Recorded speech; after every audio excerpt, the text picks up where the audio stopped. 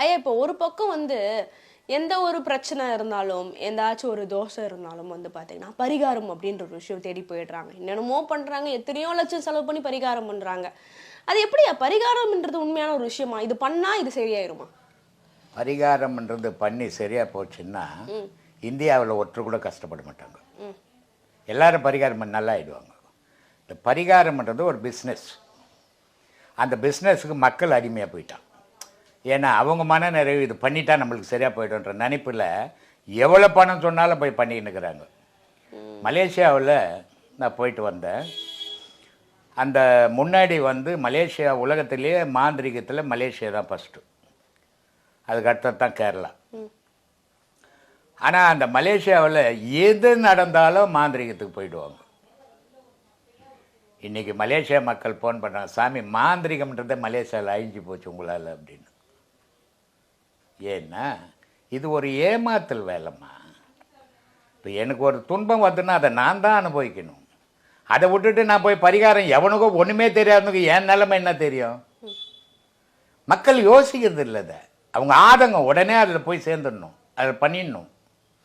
இப்போ ஜோசிக்காரங்கள்லாம் நிறைய பரிகாரங்கள் நிறுத்திட்டாங்க, இப்போ செய்ய மாட்டுறாங்கன்ட்டு. முதல்ல எல்லாருக்கும் பரிகாரம் சொல்லுவாங்க, இந்த கோயிலுக்கு போ, அந்த கோயிலுக்கு போ, அந்த கோயில்.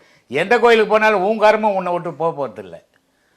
ரொம்ப அழகாக சொல்லுவார் பாம்பாட்டி, பல நதிகள் நீராடினாலும் நீ செய்த பாவம் உன்னை விட்டு போகுமா? பாவம் போகிறதுக்கு ரெண்டு வழி தான் உலகத்தில் உண்டு. அதுக்கு மேலே எந்த பரிகாரத்தாலையும் போகாது. ஒன்று தர்மம் பண்ணணும், இன்னொன்று இறைவனை வழிபடணும். எந்த உலகத்தில் பாவத்தை பண்ணியோ அந்த உலகத்தில் தர்மத்தை பண்ணி உன் பாவத்தை அழிக்கணும். எந்த உலகத்தில் நீ பிறந்து துன்பத்தை அனுபவிக்கிறோ அந்த துன்பத்தை போக்குறதுக்கு இறைவனை வழிபடணும்.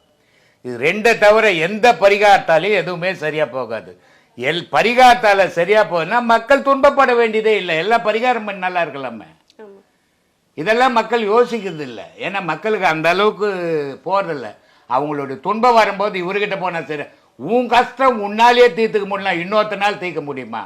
யோசிக்கிறது கிடையாது. இதனால வர விளைவுகள் தான் இது.